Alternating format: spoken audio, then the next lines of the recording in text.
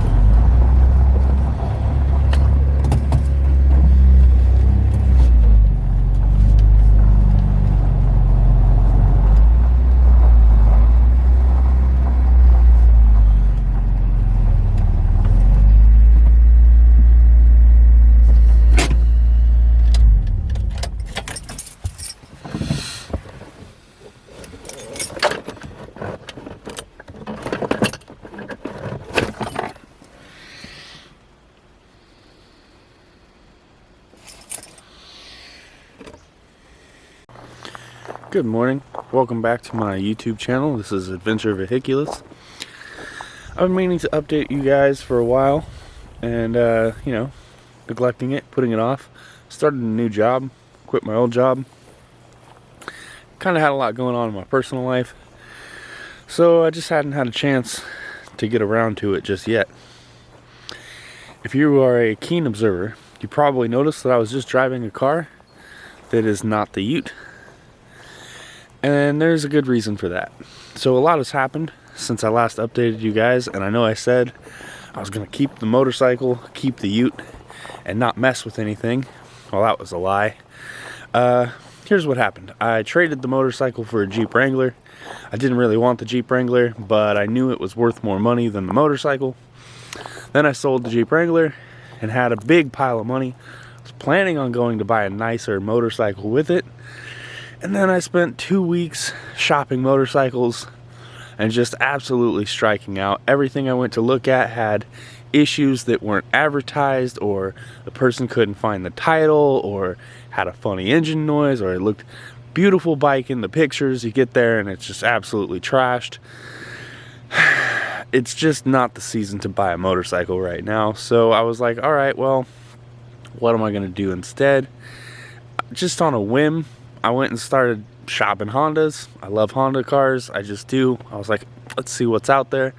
And I found this absolute gem of a 1994 Honda Del Sol SI. And this car has, well, when I bought it, it had 97,000 original miles. It now has about 99,000 original miles. It is in really nice shape.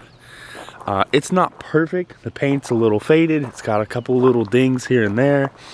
Somebody tried to rice it out at one point, and it's missing the power steering. It didn't come with AC in the first place. The target top It's a different color, kind of annoying. I also bought a second target top for it that's black. That one has the old roof rack from the Ute. I hooked onto the target top so that I can put the roof rack on it and take it off whenever I want. I already went ahead and installed the GSR leather seats.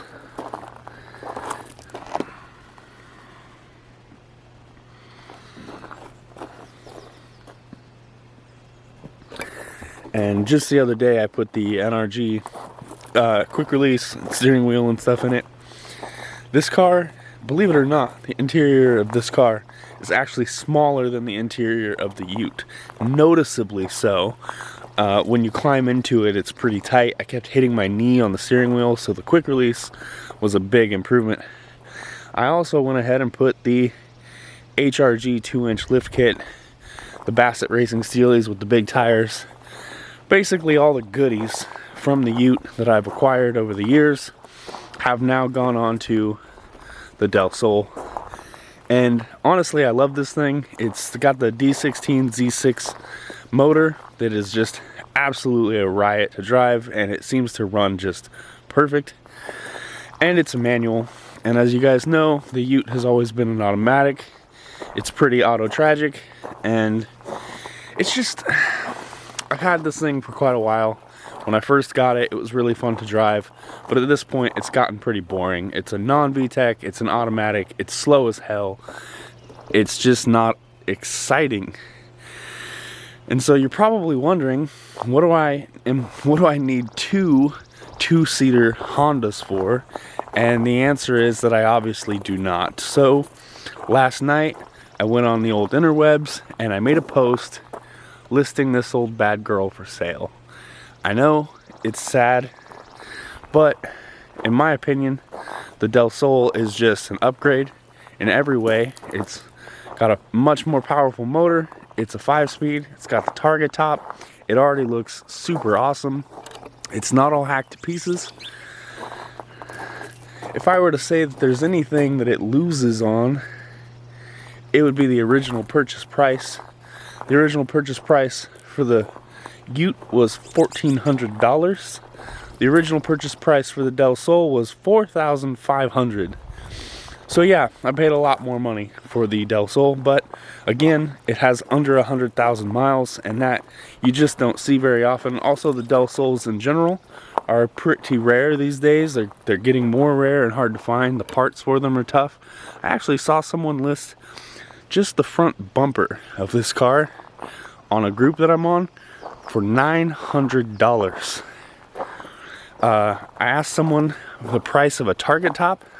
They said about $300. So yeah, the body parts for these cars are not cheap. Although it is a Civic underneath, and all the chassis parts, the engine parts are all pretty cheap. The body parts themselves are tough to find because they're pretty rare. So that's the update on the cars. I also did finally get around to putting a deck on my trailer, which is pretty rad. This was mostly reclaimed 2x6 from the old roofing company that I worked at.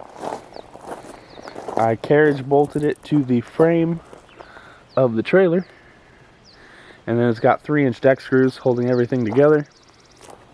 It looks gorgeous. I haven't had a chance to really use it yet, but I love how it came out. And I think one of my next projects is going to be, I'm actually going to go ahead and weld a trailer hitch onto the Del Sol just so that I can potentially tow with it. However, I'm also probably back in the market for an actual truck. That's what I'm hoping to replace this with, buy an actual truck so that I can start hauling my toys around again. And eventually, hopefully save up and buy another motorcycle.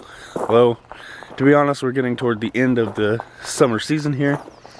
And I think another 2 or 3 months down the road, all those motorcycles are just going to pop right back up for sale. They're going to be much more affordable. And at that point, I'll probably have some savings again and potentially be able to buy them again. So for now, the best plan may be just to wait on the motorcycle thing, chill out, and enjoy my cars. I do miss having one, honestly. Having not owned a motorcycle in a long time, I didn't really anticipate how much I was going to miss it. Now, every time I don't have a motorcycle, I swear I see people riding bikes everywhere, and I'm always like, dang it, that could be me right now. And here I am driving this lame, boring car. But I will say that cars are just a hell of a lot more practical. There's a lot of times, because I work in town, my girlfriend lives up here on the mountain in the middle of nowhere. She asked me to bring home groceries. She asked me to bring home food. You know, there'll be certain household things that we need. And every time I'm riding a motorcycle, it's a big pain in the ass to try to bring anything at all home. And, you know, in the car, it's not as big of a deal. Although I did have the Del Sol loaded with like an insanely large grocery order the other day. And it was rubbing the entire way up the mountain. And it actually rubs occasionally back here, just when you hit a big like dip out or something. I suspect that the spring rate on the Del Sol is a little softer than the spring rate was on the stock EKs. And I need to do something about that. I think I'm going to end up putting the coil bucket adjusters on the back of the Sol, just like I did on the back of the Ute. I also promised you guys that I would do a in-depth review of the HRG Lift kit. I still haven't done that. To be honest, I wanted to live with it and drive it around, put some real miles on it before I did that. I feel comfortable saying that I have done that now, and I have a pretty good understanding and idea of how I feel about it. I just haven't gotten around to making a video discussing that, but I will. That'll be coming soon. I know I haven't made a lot of progress making videos, content lately. A lot of the ones that I have made have just been like an update on what's going on. I didn't bother to film taking all the parts off of the Ute, putting them on the Del Sol, because honestly that would have been pretty much the same video as installing all those parts on the Ute originally. So you guys have already seen all that. I'm sure you know how that stuff works. I don't think you really wanted to watch it again. But yeah, that's where I'm at. I hope you guys enjoyed this short video discussing it, and you understand where I'm coming from. Those are my two little Hondas. Probably soon to be one. I haven't had a lot of interest on the Ute yet, but I have had some interest. And the Gambler is in 2 weeks here in Oregon, so I'm fingers crossed. My plan is that I'm hoping someone will buy this thing and take it to the Gambler and send me pictures. Because unfortunately, with my new job and everything going on, I don't have the time or the money to go to the Gambler this year. And we always really wanted to take the Ute, and it just never really was feasible for us to go. It's tough to get money and time at the same time. You know, you can have money, but you're usually real busy. You can have time, but you usually don't have a lot of money.